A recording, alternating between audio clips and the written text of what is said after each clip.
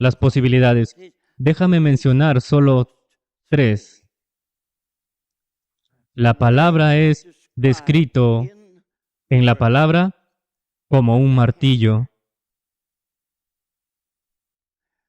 La palabra se describe en la palabra como un fuego. La palabra se describe en la palabra como una espada. No es razonable que si he predicado la palabra, habrá gente martillada a la que no le guste la roca dura, sino que estarán hechos pedazos. No es razonable suponer que si he predicado la palabra, habrá quienes se sientan traspasados por la palabra del Espíritu. No es razonable suponer que hay quienes han sido fríos y sin pasión, que son incendiados por Jesucristo si he predicado la palabra.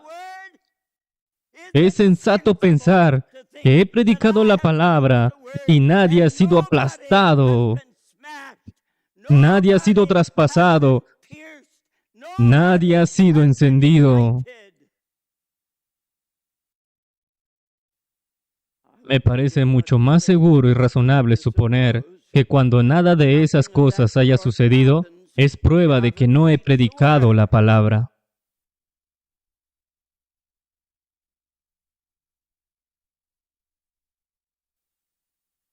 Ahora, este no es un tema que afecte simplemente a los predicadores, porque, como ya he dicho, multitudes me han informado de la profundidad de su preocupación personal, de que en realidad no están siendo ministrados.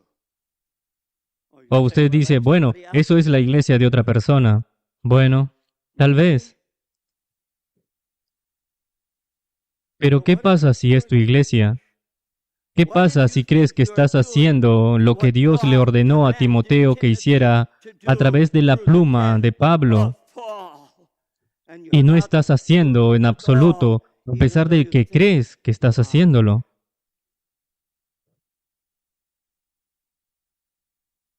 Creo que la predicación es una gran responsabilidad. Creo que vamos a tener que responder ante el Señor mismo por lo que hacemos en términos del púlpito. Y quiero preguntarte si estás preparado para presentarte ante tu Dios y explicarle por qué a nadie ha sido encendido cuando predicaste. ¿Por qué nadie es aplastado cuando predicaste? Cuando nadie es traspasado por la espada del Espíritu.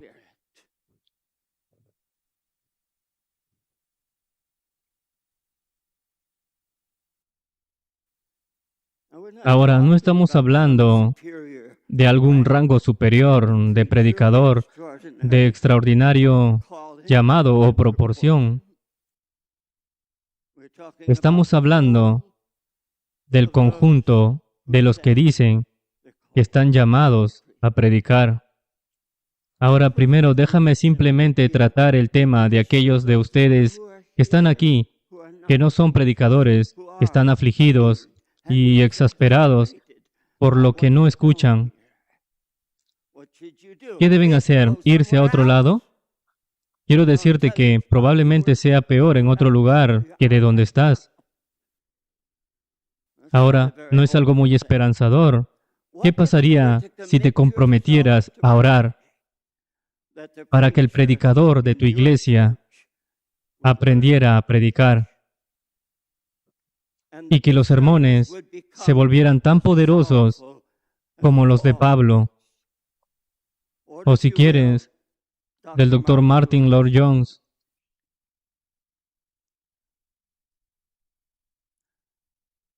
Como dije, tenía en mente exponer esa porción en 2 de Timoteo 4, pero eso ya se ha hecho mejor de lo que podría hacerlo. Así que permítame ilustrar lo que creo que significa. Haré esto a la moda luterana. Sí, no creo que sea demasiado ofensivo. Bueno, en realidad, incluso si te ofende, lo haré. A los luteranos les encanta tener tanto un texto del Antiguo Testamento como un texto del Nuevo Testamento. Y yo voy a hacer eso esta tarde. Permítame pedirles que recurran primero al texto del Antiguo Testamento. Ahora sé que hemos estado escuchando acerca de la predicación expositiva y ciertamente no me opongo a la predicación expositiva. Pero creo que algunos de ustedes son muy inteligentes en ese tema. Tampoco sé cómo alguien se atreve a pensar que hay algo malo con la predicación temática. Usted sabe que algunos de los mayores avivamientos en la historia del mundo han ocurrido a partir de la predicación sobre la doctrina de la regeneración.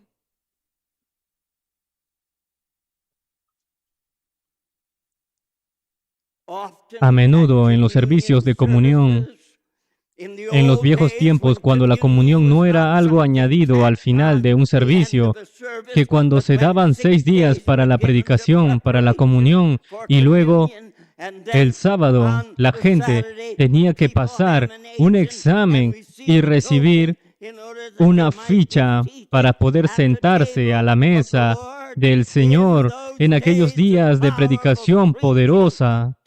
Sermones temáticos sobre la predicación para la comunión. Dios a menudo venía de una manera reformadora, poderosa y revolucionaria, no a través de críticas. No te atrevas a criticar la predicación temática o textual. Puedes pensar que la otra es mejor y es bienvenido a tu opinión, y ciertamente soy un creyente de la predicación expositiva, pero también creo en la predicación tópica y en la predicación textual. Bueno, les voy a decir lo que realmente creo que es la diferencia entre enseñar y predicar. Creo que la enseñanza está dirigida a la mente y la predicación está dirigida al corazón.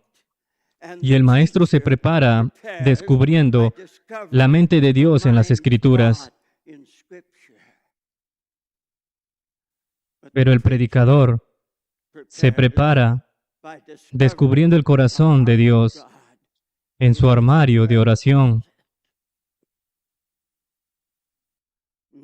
No es que no le afecte la palabra, sino que la verdadera predicación es cuando el corazón de Dios afecta al predicador y luego la congregación son afectados por el corazón de Dios como afectó al predicador.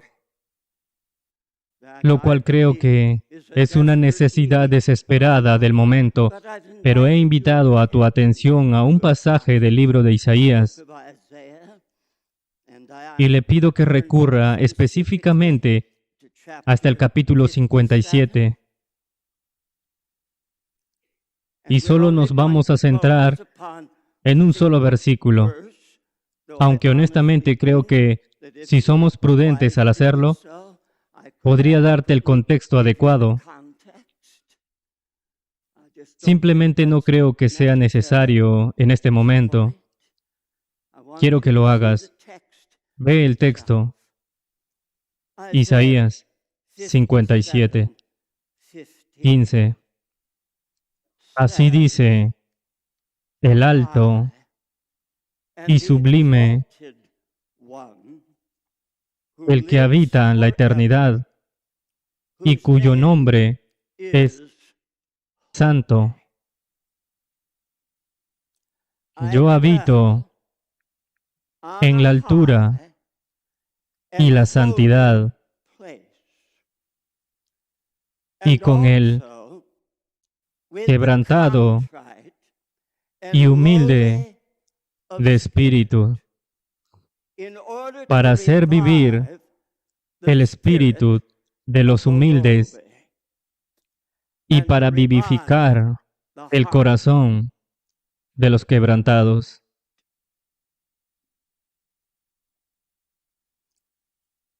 Es mi profunda convicción que todos corremos el peligro de andar hablando en contra de los frutos del pecado y nunca tocar las raíces. Creo que el aborto es un fruto y no la raíz. Y no creo que ninguno que corte la cantidad de los frutos de un árbol va a cambiar la raíz. Es mi convicción que hay una interrelación entre los 4 asuntos. Lo que pienso de Dios impacta lo que pienso de mí mismo. Eso impacta lo que pienso del pecado. Y eso impacta lo que pienso de mí, la salvación. Honestamente, creo que la iglesia evangélica en Estados Unidos está enseñando una doctrina de salvación que es absolutamente absurda. Hace que Dios sea un idiota. Tenemos personas que piensan que han sido salvadas de la pena del pecado y saben perfectamente bien que no han sido salvas del pecado y del poder del pecado.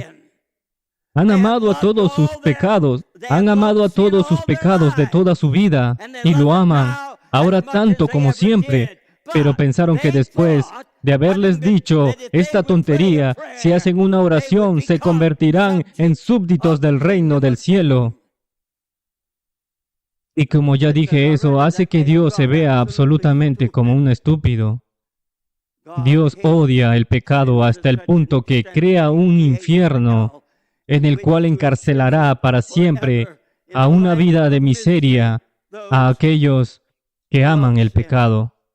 Y luego rodea a su Hijo con el brazo y dice ahora, ve allí y sálvalos de la pena y déjalos con el problema de que tan tontos pueden volverse. Pero ¿podemos corregir el problema que ahora existe en la iglesia?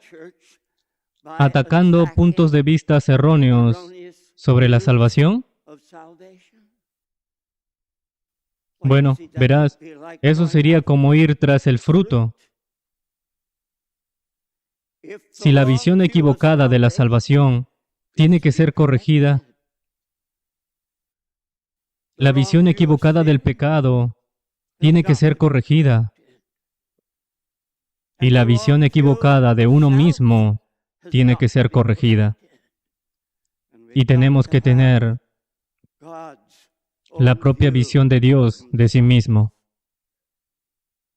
Puedo preguntarle, ¿qué piensas acerca de Dios?